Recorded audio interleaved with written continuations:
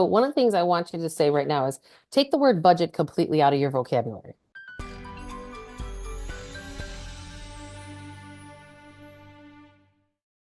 You can't have what you want, Right. and it doesn't make anyone feel good. I need you to stay in a place of empowerment. And what does that mean? You're going to choose how you want your cash to flow. Like you're going to Hmm. choose it. Every piece of how you spend your money or how you've spent your money has been a choice. And when we can come from that place of empowerment, as opposed to victim that I don't have enough money and now I have to go on a budget, or my boss doesn't pay me enough, or I can't make a shift in where I know I'm supposed to go, consciousness to one of empowerment and choice. Going, okay, I forgive myself for making choices in the past that didn't really get me to where I want to be. Like you have to forgive yourself because that shifts the energy inside of yourself. And then you start to say, okay, how do I want my cash to flow? And when you see where the flow is currently at, then you just make tough choices sometimes. It's like, okay, I wanted to shift out of the city and I wanted to move out to, a lot of people laugh at me because I would move to the suburb where my ex-husband's girlfriend lives. And I'm like, but I'm no longer paying $26,000 per year per kid for private tuition. Like that's a big nut having to pay him more money to do that. Right. Right. So I chose to do those things. Right.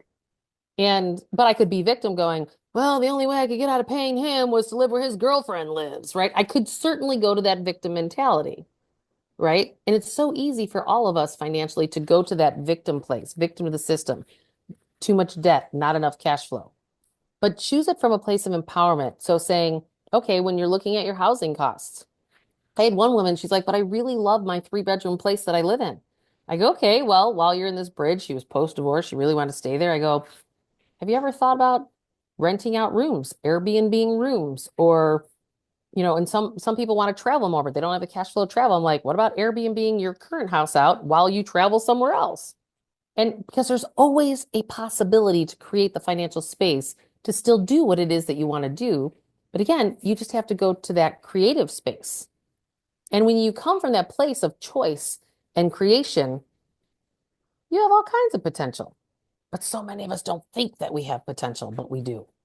You just have to think outside of the box. I think we need to realize that that's a belief system. We believe that we have to work until a certain date to be retired until Medicare kicks in. You have choices to choose other things, but the question is, do you like those other things? So, for example, if you're going to retire earlier, and because people will stay in jobs, even though they don't like their jobs for their health insurance until 65, so that Medicare kicks in.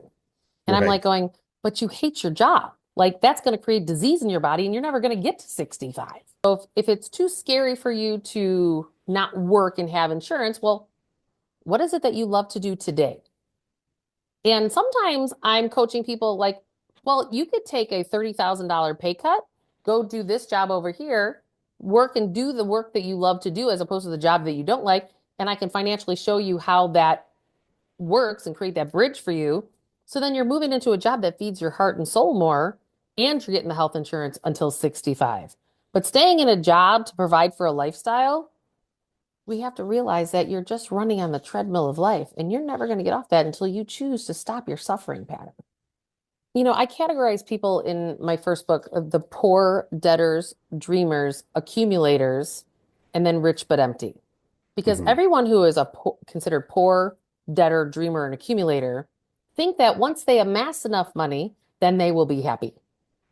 And then they get there and then they're rich but empty. And why is that? It's because no matter what your financial circumstances is, you could choose to be happy at any place along that boat. You don't have to amass the wealth to create the happiness. But we have a belief system. Yes, wealth and money gives you choices. There's no doubt, right? But that does not create the sustainable happiness. I watch people who make $40,000 a year and they are way happier than my clients that have 30, $300,000 of income or $500,000 of income because it's about quality of life. That's true abundance.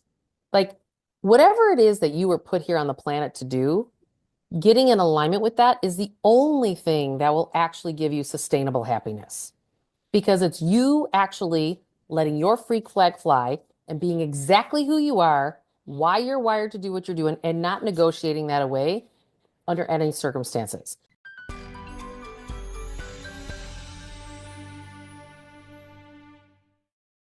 Do you want to experience free coaching based on my 25 plus years as being a financial planner and ask me any question that you want to ask me to help you get past that hurdle in your financial world?